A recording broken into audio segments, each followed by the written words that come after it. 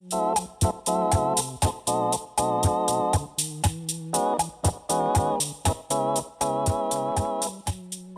up, ladies and gentlemen? Welcome to another episode of TRIFLIX Cast. My name is Tristan Watkins. Today we got Derick Grant in here.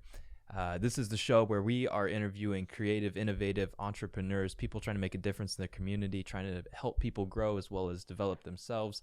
And for those reasons, I think we hit almost all of those with Derick Grant here because he is a Harlem Globetrotter, former Harlem Globetrotter. He was a trainer, still continuing to pursue that. He's an author, actor, life coach, and a man of God. So all around, pretty nice guy. But thank you, man, for coming on today. Oh, thank you. Thank you for having me. Yeah, so some people may not know your story. Actually, this is one of the first times we've met in person, but I've heard a little bit about you. Would you mind sharing your story as far as what it is that you're currently doing and your involvement within your communities? Yeah, it's funny. Somebody asked me the other day at Barnes & Noble, some random stranger. He was like, "Hey, what do you do?" And I'm like, I had to think about it for a second. I'm like, that's a good question. I don't know. I like to think I do a little bit of everything. Mm-hmm. Like you said, I own a basketball training business called Derick Grant Basketball, where I'm in the field of skill development from little kids all the way up to NBA and WNBA players. Also an author, written 2 books now, most recently an athlete's devotional, geared not just for athletes, but with the athlete's perspective in mind. Yeah. And I'm kind of venturing out, trying to do other projects. I'm trying to partner with Madison County in their juvenile detention center of creating an initiative to give basically young men and women a way to figure out life without going down the wrong path, right? Helping give them perspective. So I like to, honestly, when people ask me what do I do, I like to help people and change perspectives. So if that means I'm writing a book or training somebody on the basketball court or I'm speaking to a church, whatever it is, I just want to help people. Yeah. Yeah. So how did you originally get your start, I guess, as far as your career? Because you're doing a lot of things right now. Sure. And I'm sure all of those branch off of one point in your life, and then it started to sect off into all these extra categories. So what was your first career, first path that you went through? So coming out of college, I played basketball at college in New Jersey, and like any other kid who played college basketball, I had dreams and aspirations of playing professional basketball one day. What my expectations were and where I thought I was going to go in life didn't happen that way. I went down another path, and at the time it was disappointing, but yet humbling. And I'm a firm believer that God humbles you to change your heart so he can get you where he needs you to go. And my story is no different. I was an All-American coming out of college, thinking I'm going to go either play in the NBA or play overseas professionally. And I ended up playing for a team that the Harlem Globetrotters played against. So basically I lost every night. I did that for a year. And like I said, it was a humbling experience. And then a year later, the Harlem Globetrotters asked me if I wanted to try out for the team. And that's kind of took my career off and played 8 years for the Harlem Globetrotters, got done playing in 2014. And then my only dreams were my only wishes were to be home more and be around the game of basketball. What that looked like, I didn't care if it was coaching. I didn't care what it was. And I ended up starting a training business that afforded me to do that. And it took off. I started with 2 brothers at a park, and it grew to 350 kids a year and a half later. And that kind of manifested itself into, wow, I get to teach these kids basketball, but I actually get to help them with life as well. And that's kind of transitioned into my passion is helping. If it's basketball, if it's writing books, if it's mentoring, whatever it looks like, I just want to help you. Yeah. So have you settled down in Indiana then, or do you still travel quite a bit? I don't. I'm home now. I got 2 young kids, a 7-year-old and a 5-year-old. So I try to be home. When I was with the Globetrotters, I was traveling 8 months out of the year. 5 of those months were straight. I'd leave Christmas morning and wouldn't come home till May. So I've made it a priority to be home to raise my kids. There's times I have to travel, but it's nothing close to what it was. So Indiana is my home. I'm originally from Princeton, New Jersey, but I grew up, I've lived in Virginia, Maryland, Louisiana, New York, Florida. I've moved all over the place, so it's good to call Indiana home now. Yeah, it's a good place to be. Absolutely. As long as you don't mind the humidity. Yes. So out of all of the time, the 8 years that you had with the Harlem Globetrotters, was there one moment that stands out to you as either defining or just a moment that kind of like sticks out in your mind as favorite, anything like that? Yeah. Ironically enough, The only reason why I started playing basketball was because my parents took me and my brother to see the Harlem Globetrotters when I was 7 years old. Right. I was a soccer player before that. I was soccer through and through. And we didn't even have a basketball hoop at home. I didn't have a basketball, but my parents took me to the game when I was 7 years old in Rochester, New York. Mm-hmm. And I can see it like it was yesterday, just sitting there. I mean, we were up in the nosebleeds. We were way up there. But I remember sitting on the edge of my seat watching these guys, these athletes, and being amazed. Well, after the game, my parents bought me a little mini basketball. That was my first basketball. And I remember I went home the next morning before school. I was outside dribbling the basketball. We didn't even have a hoop yet. And my dad finally got a hoop. But that's kind of what catapulted me into this game of basketball. Mm-hmm. And then my last year with the Harlem Globetrotters, we played in that same arena that I went to see the Globetrotters for the first time 25 years before. Yeah. So when practice was over, and I kind of sensed I was at the end of my road with my career, and I wanted to be home more. But I went up and sat in that general vicinity and just soaked it all in. Like everything's come full circle. Like that's awesome. Yeah, that's probably the most surreal moment I've had. Yeah, playing for them. Were there any 7-year-olds up there? There were no 7-year-olds up there then, but I felt like a 7-year-old again, just looking down, saying, "Man, I can't believe this all started 25 years ago, and here I am again." Yeah, that's awesome. Actually, I think one of the first Harlem Globetrotter games I went to, I was probably around somewhere between 6 and 10 when I went with my dad, and I never really got into basketball, but for me, it was still really cool because this was something I'd never seen before. People don't play like that on television. Right. So it was really cool to just be a part of that experience and see people that train so hard and dedicate so much of their time. I never realized it was 8 months out of the year, but a lot of their time for this. Yeah, no, absolutely. A lot of practice. I mean, as with anything, if you want to be good at something, you can put, just enough time. If you want to be great at it, you got to put more time in. So we always like to say we were the best at what we did, and that involved a lot of practice. So, yeah. So what was it like getting the first 4-point shot? That was it was interesting because not too many people know this, and I tell this not to discredit what I did, but to show like when God has a plan for you, there's nothing that anyone can do to thwart it, right? So we played 2 games that day. We knew it was going to be an ESPN special. It was going to be on ESPN, but we didn't know which game they were going to put on ESPN. So we played a game in the afternoon, and then we played a game in the evening. Well, that first game, I didn't make a 4-point shot. And I had other teammates that had made 4-point shots, and I was like, man, like that's probably going to be the game. I had my chance. But then the second game, nobody else made any 4-point shots. But then that was the one that aired. I made like 3 of them like in a row, back to back to back. Yeah. And we had no idea which one they were going to air, and I guess there was something wrong with the edit. They were going to originally do the first game, and then something happened, and it ended up being the second game. And my career, like, it took off after that. Yeah. Like it was like I got to go to the Naismith Hall of Fame and had an induction ceremony. Got to put the ball in the mat the 4-point mat into the Naismith Hall of Fame, and like my career, I mean, before you know it, I'm on TV shows doing all this stuff. Yeah. But I look back on it now, I'm like, I really didn't make the first point shot technically, but I did because that was the game that they aired. And this is why I say, like, when God has favor in your life, it won't make sense in the natural world. And I laugh at it now because it's like, man, this is crazy. Yeah. Yeah. So is there some guy in the editing room backstage with like an extra $50 in his pocket now? I should be thanking somebody, right? I mean, thanking God's not a bad start. No, not at all. You can never go wrong there. Yeah. So it sounds like you've developed yourself quite a bit now to the point that in the present you build out a business, you're an entrepreneur, and on top of that you're starting to author some books. You already put out 2. Are you considering working on a 3rd? I am. It's funny because I never set out to write either of them. It was just, it happened organically. It was just like. And what were the names of both? So the first one I wrote was How to Push Your Child Without Fouling, being in the business of developing children and basketball and life. And so I see what works with some kids and what doesn't work from a parent's perspective. And all of my best players, whether in the NBA or WNBA or, national accolades, their parents they let them figure it out themselves, right? So I learned that you can't be good at anything if you don't love it. And I can't make my child love something. Yeah. So I wrote a book just to basically as a template to help parents like, hey, try this. I'm not saying it works, but I've seen it work so many times.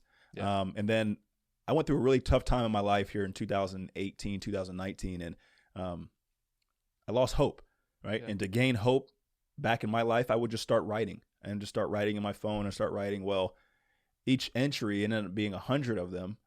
I put into the form of a book, and that's where Results in Athletes Devotional came. And it's all real life examples of hardships I've gone through in life and then how I gained hope from it. And I wrote that because I had moved down to Florida and I wasn't training these kids anymore in Indiana. So I did this basically to show them, like, hey, here's how I dealt with it, because I know you're going to go through the same thing.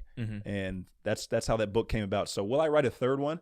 I will. I don't know what it'll look like. It'd probably be more of a life story for me. But hopefully, Lord willing, I will.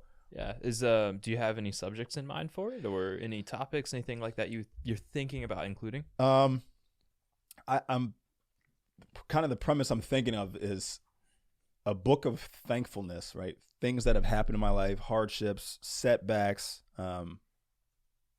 good things that have happened, and then showing how you have a spirit of thankfulness and gratitude, which will shape your perspective, that you will never have any bad situations in life. And I look back on my life, I feel like I lived the first 36 years of my life with one perspective. And then now, like, because I've been through stuff, I realize that life is what it is. Like, situations are what they are. It's just, how do you look at it? Is the glass half empty or half full? So I guess you can say it's probably be like a self-growth, self-development book to help people. Yeah. So like you mentioned that your perspective changed, and you're in the industry of changing perspectives. You want to help people grow and develop. I don't know if you want to share that story of, maybe was there a defining moment in your life that changed your perspective, or maybe you want to discuss a little bit about what your perspective was pre and post that event? I've always been the type, this way my parents raised me. My parents, my father, both of them are from rural South Carolina. They grew up in the civil rights movement. My dad was one of 9 kids, the third youngest. His dad died when he was 7 years old. His mom never remarried and raised 9 kids by herself. Wow. My mom was one of 3, the son of a sharecropper, right? So my point is, they came from humbling beginnings. They taught me, you just work hard. You put your head down, you work hard. And this was ingrained in me, that regardless of the situation, whatever it looks like, you still have to work hard, right? And you figure out a way to make it work, and you just work hard and then you basically deal with the chips however they fall. Well, that was the way I was programmed, and I never took time to get caught up in what was me. Oh, I'm sad this happened. Oh, I got let go from the Globetrotters. They called me up. One day I'd have a job, and the next day I don't. Just like that. But I've always been geared to, like, okay, we figure it out and you make it work. I have a situation happen to me and my family here where I wouldn't wish it upon anybody. We moved down to Florida, get involved with some really bad people, and before you know it, we have nothing. Right? We have nothing, and here I am. I'm at the lowest I've ever been. Well, I've always been ingrained. You figure it out. You work hard. You work your way back up to the top. And now I've lost hope. I have no hope. Like, I have no hope. And that actually was a changing. Like, it was a good buddy of mine who's a sports psychologist. He wrote a book called The Hinge Moment. This was the hinge moment. This was where my life, like, drastically changed, because I had to change my perspective. I had to basically look at it like, it sounds simple and it sounds cliche-ish, but is the glass half empty or is it half full? It's one or the other. And I've made a conscious decision to always look at the glass as half full, because I've made the decision to just be thankful for whatever I have, no matter how much it is, no matter how little it is. I'm just going to be thankful. Yeah. No, that's really cool. So I assume that's translated to all of your life now, not just professional. Absolutely. It doesn't matter if it's my marriage, being a parent, professionally, whatever it is. Like, I try to genuinely be thankful for that opportunity, even if it's bad. Because here's what's happening. What I found, when you're thankful for a situation and you try to find something to be thankful for, you will see the blessings in the situation. And when there's a blessing, that's God's hand directly in that situation. So it's hard to be negative or look at things, look at the glass as half empty when you can see God's hand in it. And it's changed my life drastically. I was just on the phone with my mom the other day, and I was telling her there are no bad days. There's no such thing. There's no bad days. There's situations that are undesirable. But even in that situation, you can be thankful. I look at the whole Kobe Bryant situation. Like I loved Kobe. Like I didn't even realize how much I appreciate. I had no idea, but you know, as sad as it was, I still found myself trying to find something to be thankful for. And I told my wife, I said, I was thankful that I was able to learn from him, and like the memories, his legacy, I'll always be able to bring with me. Yeah. Always. Like you can't take that away from me. Yeah. And I'm thankful for that. Now you were a Globetrotter, so did you ever get to interact with the NBA at all, or was it always? Is it completely separated? We did, because we would always often play in NBA arenas. Okay. So like we would sometimes play in an arena before, like we play at 2:00. Well, they had a game that night at 7:00. I didn't have a run-in with Kobe. I had never met him before, but But I mean, there was still a big influence there. Oh, absolutely. Yeah, absolutely. I mean, his approach to life, obviously the game of basketball, but his approach to life is something that I didn't say I picked up, because my mom has that mentality, but it's definitely something that I studied. I didn't realize in college he was only 4 years older than me, so like really, yeah, it's hard to believe. I didn't like that. I thought Kobe was way older than me, but I studied his technique, his footwork, everything, and then I found myself studying his mentality and like how he approaches things. And the beauty of it is, it was applicable to everything. It wasn't just basketball. It was to life. It was to being an adult. To being a husband or a parent. Like strive to be the greatest version of yourself. Yeah, that's it. All right. Well, I think it might be good to practice that thankful mentality. Absolutely. Yeah. And I could probably start right here by saying we're very thankful for our sponsor today, Hill Zion Records. It's a record label based out of Tennessee, Nashville, Tennessee. They produce Christian music, rap, R&B, a little bit of everything within that genre. So if you guys are looking or trying to find some music a little more upbeat, something you can still listen with the family, highly recommend them. We'll have links to them in the description below, as well as in the videos. That would be Hill Zion Records. Highly recommend X Truth. His real name being Taurus Hearns. We worked together quite a bit. Great guy.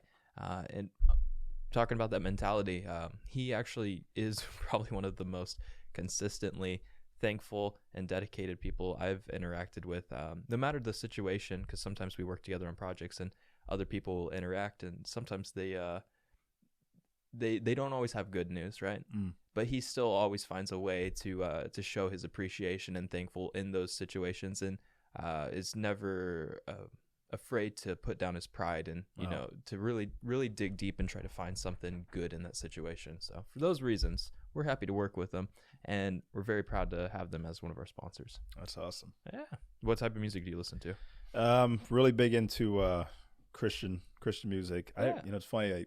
You have workouts, right? And I have NBA players, and they want to listen to hip hop. They want to listen to the popular music out right now. And I remember I started playing like Christian music. They were like, "What?" But then they find themselves enjoying it. And I'm like, I'm actually doing you a favor. One, I'm broadening your horizons. That's one. Two, I'm letting the Lord be in this gym right now to bless your game. Like they started laughing. I'm like, there's another side of the music world that can fill your cup that you probably aren't aware of. Yeah. So yeah. And plus, I mean, there's options if you want something upbeat. Right. I mean, even with Hill Zion Records, there's other every time I go to baseball games, like especially Indians games, they always have at least one or two people going up to bat, and they always play their theme songs.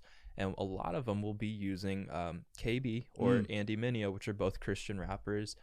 They always have really, really good hitting songs. And for me, it's really cool going to sporting events and hearing people still play Christian music. I think we've even heard some like Casting Crowns, which, you wouldn't think of them as an upbeat, something to walk out to, but whatever the artist or whatever the performer wants to play, I guess. Yeah, that's really cool. I think we need more of that. Athletes have an unbelievable platform. And that's why I like somebody like Tim Tebow. Like I appreciate him so much. Yeah. He's really, you can say he's been persecuted maybe for it, right? Maybe he's had to sacrifice his playing career, but he was compensated pretty well for it though. Yeah, he was. Yeah, no, he's talking about devotionals such as your own. He has a pretty good one as well that me and a couple of friends have gone through. It's pretty spot on. That's good. Yeah. That's awesome. Well, we talked a little bit about your inspiration. about being 7, seeing the Harlem Globetrotters. Now, at a young age, you knew that you wanted to be involved in basketball. Did you know that you wanted to be involved in helping people grow, or was that something that you adapted later on in the career? I think if I'm being truthful, no, I never set out to say like I want to help people. Like that wasn't, when you're young, you're selfish and you only think about yourself. And I'm looking for people to help me, right? Mm-hmm. And then you get a little older, you have kids, you gain perspective a little more, and you realize that while it's great, when people help you, it's more fulfilling when you help somebody else. Mm-hmm. And I found that's honestly, that's what fills my cup. Mm-hmm. That's what fills my cup. Like I enjoy, that's why I said it doesn't matter. It doesn't matter what I do. If it's basketball, if it's the devotional, it doesn't matter how it is. Like I genuinely enjoy helping people, and it may look different in different situations, but the reason why is because because I hit rock bottom, mm-hmm. and people helped me. It gave me a greater appreciation for being when someone's there for you, when you feel like you've lost hope, and then someone's here like to pick you up. Yeah. And I just basically want to pay it forward. Like that's really what it comes to. I want to replicate that feeling that I felt when I felt like what am I going to do? And somebody said, "Hey, I'll pick you up. I'll help you." Mm-hmm.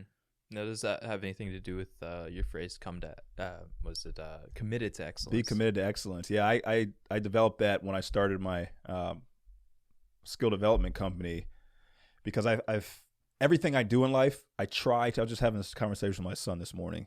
Like everything you do, like try to be great at it. Yeah. Right? It's that simple. Like try to be great at everything you do. Like it sounds, here's what it is. It's easy to do, but it's easier not to do.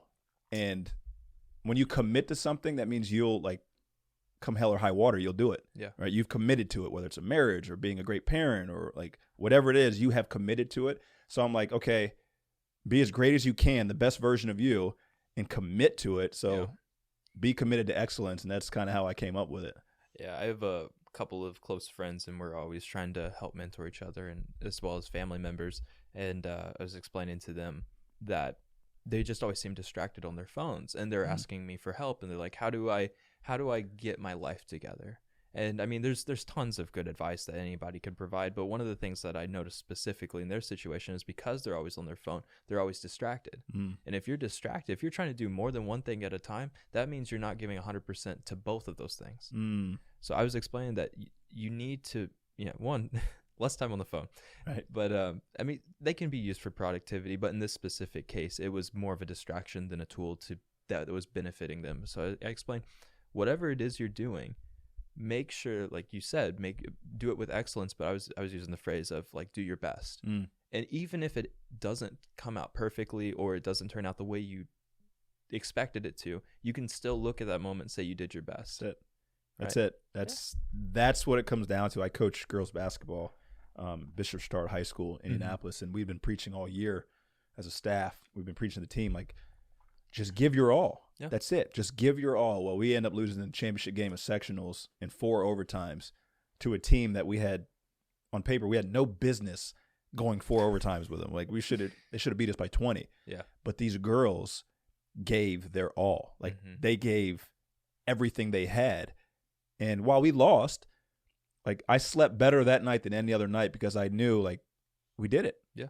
Like it took all year, but we did what we set out to do. We gave our all. And I think that's what life is about. Yeah. Right. My best version of me may look different than yours. So I don't look at my version and say, oh, well, I'm not as good as him. No, like I have reached the pinnacle of me. And now I can go to bed and say, I'm satisfied. Yeah. Right. And I think that's what it's about. Yeah. And then you have people on the other side of the spectrum, I don't know if you'd call them perfectionists, but the people that do put in that 110% every time. Sure. And if they make the mistake, they dwell on it. So it's finding that healthy balance between it's okay not to be perfect and move on to the next thing and do the next thing to your best of your abilities, and learn from that last experience. Yeah, but exactly. For me, it was for a long time. That's what my dilemma was. Like if I can't do it 100%, 110%, then I'm not going to do it yet. And in some cases that was a good thing, but I was applying it to everything. And that was the reason the podcast started like 2 years later than I wanted it to. Well, maybe it took 2 years of being developed in all the other areas for it. I'm a firm believer that everything happens at the right time. Right? Like I was just having a talk with somebody yesterday and trying to explain to them, like, God has ordered your steps, right? Every step is ordered. So look at Abraham. Abraham was supposed to, he told Abraham, you're going to have a child. Well, Abraham was 75 years old. He didn't have a baby till he was 100. Yeah. Right. So, but like Abraham probably like, hey, well, I'm 75. When's this going to happen? Well, it happened when it was supposed to happen. Yeah. And that, I think, translates into patience, right? Now you have kids too, don't you? I do. Yeah. I have 2 kids. I have a 7-year-old son and a 5-year-old daughter. Okay. Yeah. Do you got any good stories maybe about Cinnabons, anything like that? Yeah, it's funny. My 7-year-old they're complete opposite, right? My 7-year-old is a rule follower. He's just a sweet kid, right? Yeah. Huge. He's 7 years old, but he's the size of like 11-year-old. Like, he's a big kid. And then my daughter, she's 5 years old. She is the rule breaker. This is my way. This is the way it's going to be. And she's 5 years old, probably about the size of a 3-year-old. So they're complete polar opposites. Well, we're at breakfast one morning. I'm making them breakfast before they have to get ready for school. And I make them cinnamon rolls. Well, she's 5 years old. She's like, can you cut this up? Because she only eats the top of where the icing is. She won't eat the whole thing. I'm like, all right, I'll cut it up so you eat the whole thing. So I've cut up her cinnamon roll. And then my son's looking at me like, well, you're not going to cut mine too? And I look at him like, you're 7 years old. Like, you need to start learning how to do this for yourself. Because I was always raised, maybe I'm crazy, but I was raised like my mom. I was making my own lunch when I was in 4th grade. I was washing all my clothes. Like, my mom's, she used to tell me this all the time. She goes, one day I'm not going to be here. And I remember I'd be devastated. Like, oh, you're not going to be here. But she would tell me that to say, basically, like, I need to teach you how to fish instead of giving you a fish.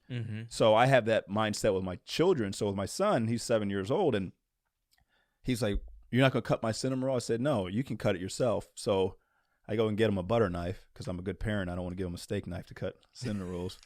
But I give him a butter knife, and he's sitting here trying to cut his cinnamon roll. And then I realize I'm sitting there watching. I'm like, well, he's going to struggle with a butter knife trying to cut this. But he starts to get frustrated because he can't cut it. And this is his first time ever trying to cut something up. And he's like starts crying. And I'm sitting here looking at him like, figure it out. You got to figure it out. Yeah. You're going to have to figure it out. Now, he doesn't know that I'm not going to let him not eat. And I'm like, I'll get to a point. But he starts getting frustrated, and he says, I don't want to eat then. And he throws his knife down and everything. And I'm like, this is what happens in life sometimes. Right? This is what happens. We try to do something, and it's not going the way we plan, so we give up. And I try to teach my kids, like, okay, you started cutting it, and then you never made it to the end result of cutting it. But in between, that's where the treasure is, that learning experience, right? Yeah. So your podcast didn't start for 2 years, but that time in between when you thought about it and when you finally got there, that was where your treasure was, right? Yeah. This is. So I was trying to teach my kid, like, so finally he figured it out and he cut it. Yeah. And he was like, you could see on his face, he poked his chest out and he was sitting up like, I did it. And I'm looking at him like, you just taught yourself how to fish. Yeah. Instead of me just doing it for you. And so that's awesome. Yeah,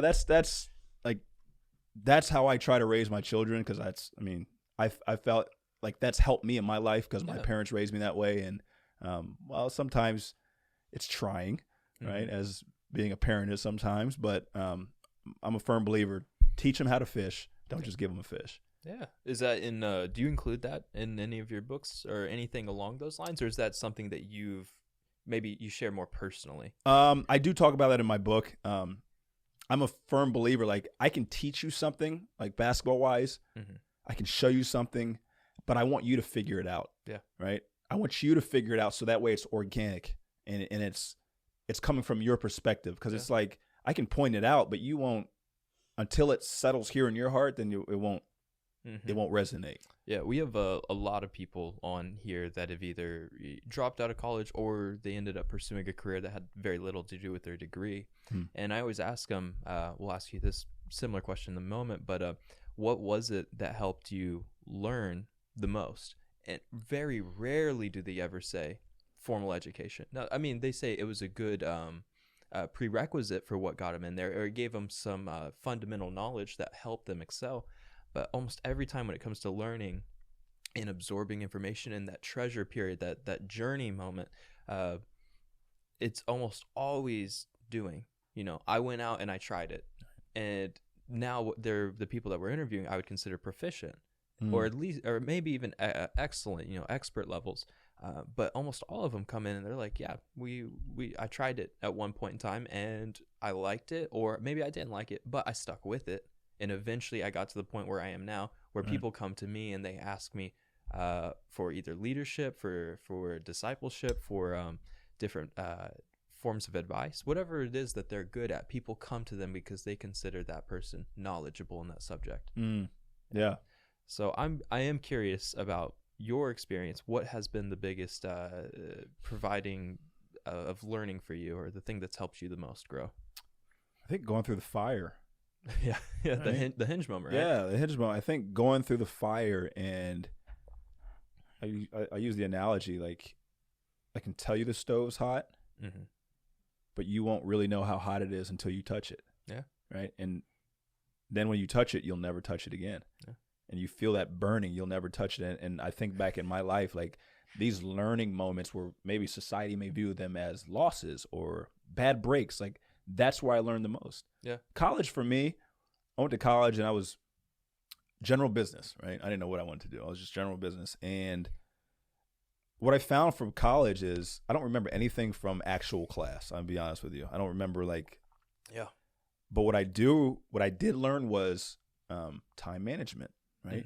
This is the first time in life where you're forced to, like, mom's not saying, hey, did you do your homework? Like, you got to figure it out yourself. Now, I wasn't the best at it. I mean, there was many nights where I didn't go to bed till 4 a.m. because I was writing a paper at the last minute. But but what I found was college helps you mature. I had a conversation with somebody and they were like, well, I don't feel like you need college anymore. I'm like, well, granted, you can educate yourself without going to college, but college does things for you that, like, you can't figure out. Maybe, like, time management and socialization. Yeah. Networking is massive. Yes. Like, that's, like, really the first time where you're on your own to try and figure out, like, how do I make friends, and how do I, like, you're finding who you are, really. And I think that's what college, I wish there was another way, because college, I mean, that's a whole nother topic to get into, but there's an alternative program. Yes. Because unless you're in the specified field, like, you want to be a lawyer, you want to be a doctor or something, like, your most experiences you're going to gain from college actually have nothing to do with the classroom, in my opinion. It's, at least with me, I gained experiences through, like I said, learning how to figure out how to manage my time. And I feel much better. Like, I'm getting married in like 2 months, and we're gonna have, congratulations. Thanks, man. We're gonna have a baker though, and they're gonna make a cake. If a baker told me they learned from YouTube, that's awesome, because I've seen their work and it's good. Now, if somebody says they learned heart surgery from YouTube, I'm like you said, there are certain fields that you want those prerequisites for, and then there's alternative other career paths definitely do have more alternatives, ways of getting there, right? So that is that's pretty good. I actually I've talked to a lot of people about college and the value of it, and most of the people I interview are creative backgrounds, so it's not as needed. Sure. Like I said, we've had some people drop out, but overall, they wouldn't say it was a waste of time. No, they got something out. Right. Of it. You can do that with anything. You can get I mean, it's Glass up to half you. full. Yeah, exactly. It's up to you to pull the, what experiences you're gaining from it. But, like, I look at my life now, what I do, I don't use my college degree, really, like the stuff that I learned in the classroom. But here's what I will say it has done. Whether it's undergraduate or me having my master's, it has given me confidence.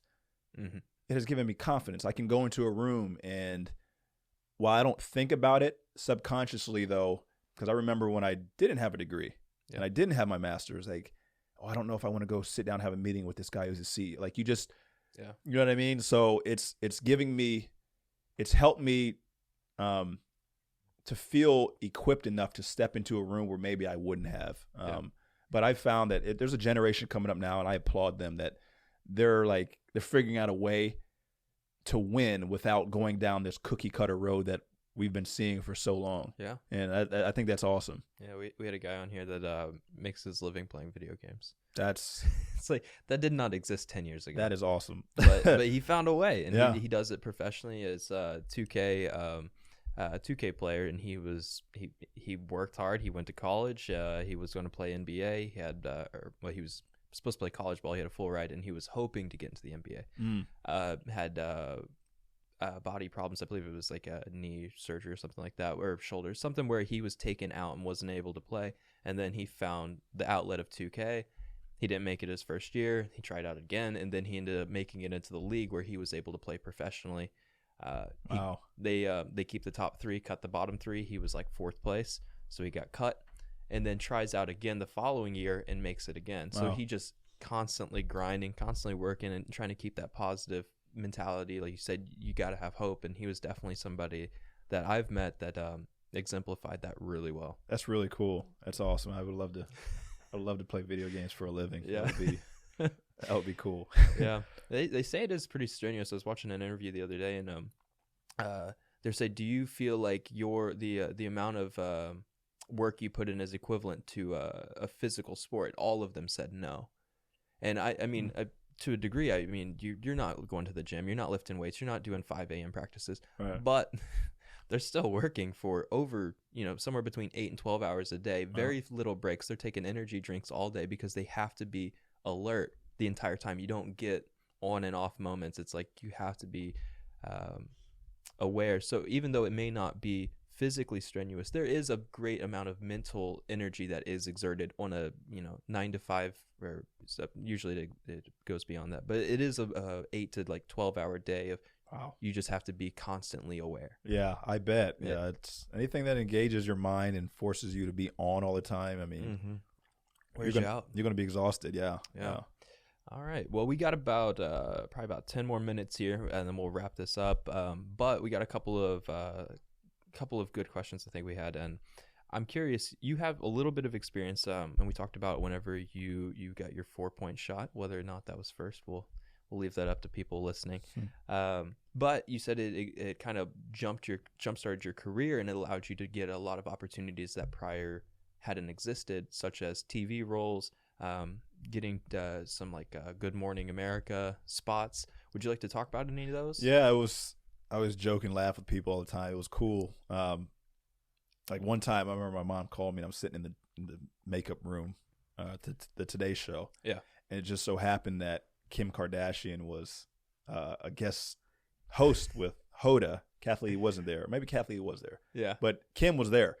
Oh my gosh. Yeah, and I was joking. I'm like, yeah, I got to hang out with Kim Kardashian. Everybody's like, oh wow. I'm like, yeah, that was whatever. But I got to do a lot of cool stuff. Like I was on the show Kicking It with Disney. The Disney Channel, Disney XD. I got to be on Are You Smarter Than a Fifth Grader? Like, I remember growing up watching Are You Smarter Than a Fifth Grader? And now here I am on the show. So I've been fortunate. I've been blessed. Like, I was just a little kid who loved to play basketball growing up. I never in a million years would have imagined I'd be able to have the opportunities that I've had. I've actually, for 3 years, when I got done with the Globetrotters, I would work with EA Sports.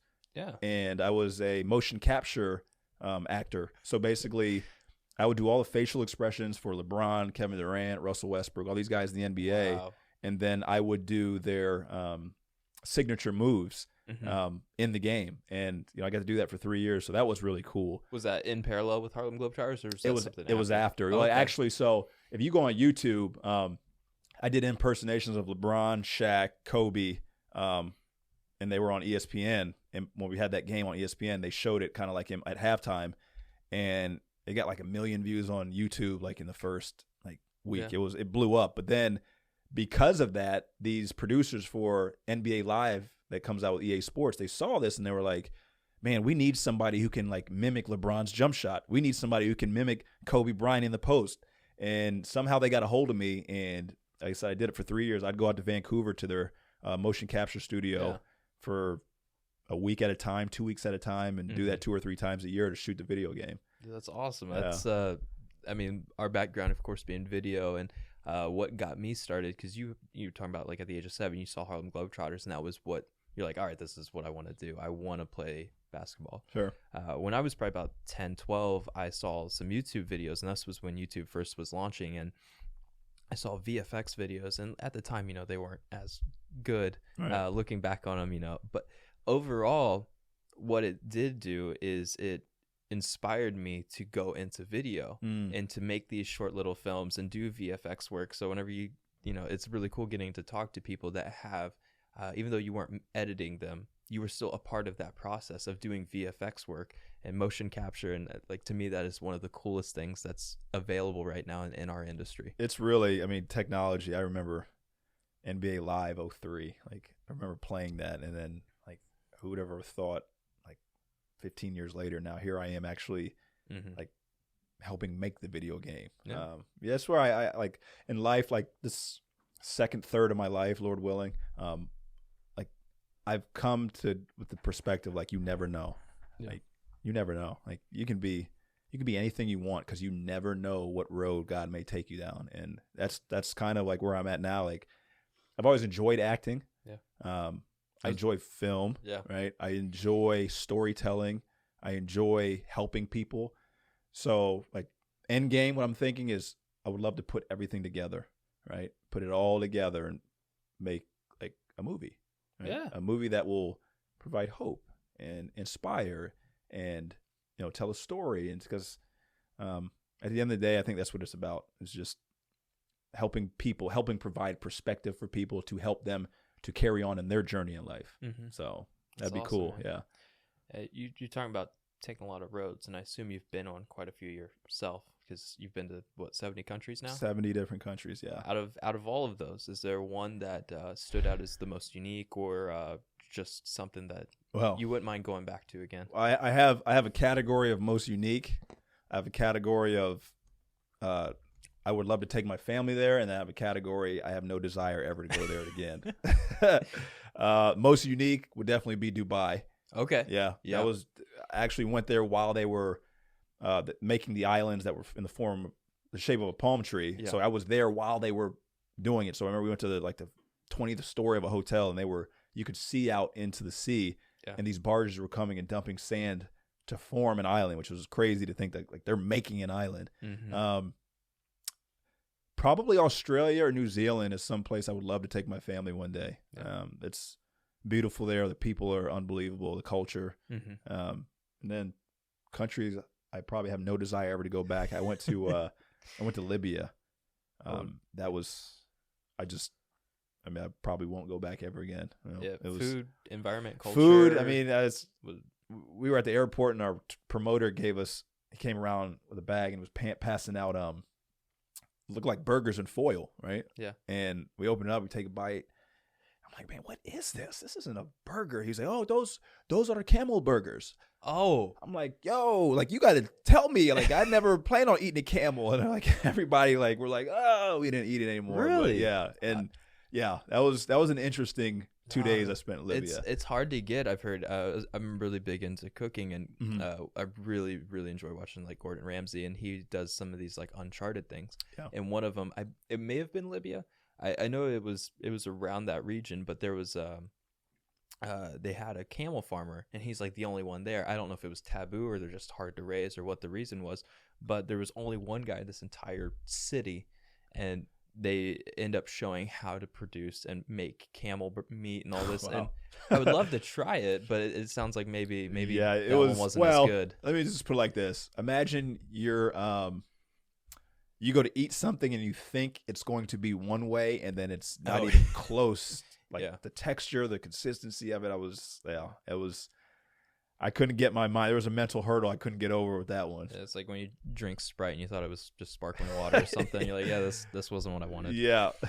Right on. So we're about out of time here. So we're going to go through some rapid fire questions real quick. Okay. As far as learning goes, 30 seconds or less, what has helped you the most for your own benefit of learning? Reading books, and then life experiences, failures. Okay. Failures. You got to learn from, got to grow. Exactly. Misunderstandings. What's a question you either get the most often, or a question you just kind of want to address? I think people think I like to stay to myself, right? Yeah. it's weird because I'm outgoing, but I like to say to myself, like, I would rather, a fun night to me would be staying at home reading a book. Yeah. And I think sometimes people think, like, they say, oh, you play for the Globetrotters, you're like fun, like that, go out and have, no, like, I'd rather just stay home and literally read. So advice for people. Don't get caught up in like the world, right? Be who you are. Like, don't compare yourself to like the worldly standard. Yeah. Be the best version of you. I like that. I feel like a lot of times people try to compare themselves, and especially with social media. So I think that is a message that a lot of people are not hearing right now, and definitely is a good one to have. Comparison is the thief of all joy. Yeah. Yeah. It was Lecrae always says, if you live for other people's acceptance, you'll die by their rejection. Wow. So powerful. He's right. Yeah. All right. So what if people, I'm sure, are going to love you, and they're going to want to know where they can find you, learn about you. Where do you want to plug any social media? Tell people what you're up to.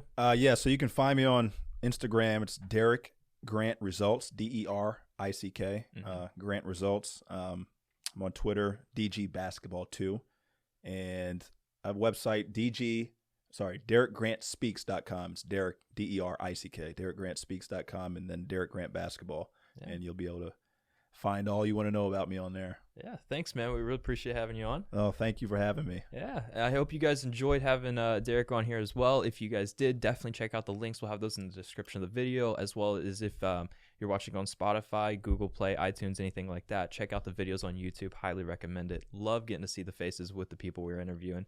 I think it's pretty helpful. But also, that's where all the links are. You guys can come check him out at all of his websites, all of his links. If you know of anybody that you think has a cool story, maybe, I don't know if it'll ever be as cool as this one today. I mean, playing for the Globetrotters is a big deal, right? But if you know anybody with a cool story, somebody that's trying to make a difference in their community, working for nonprofits, entrepreneurs, people trying to do startup work, anything like that, anything creative, we would love to have them on. Please send them our way, TRIFLIX.com. That's TRIFLIX.com. And as well as maybe you guys enjoy this content and you want to help support it. It does cost money to produce these. If that's something that you're interested in, we would be very grateful to either have a one-time donation or bring you guys on as a sponsor. If you do something like that and you have a story to share, of course, we would be happy to have you on as well.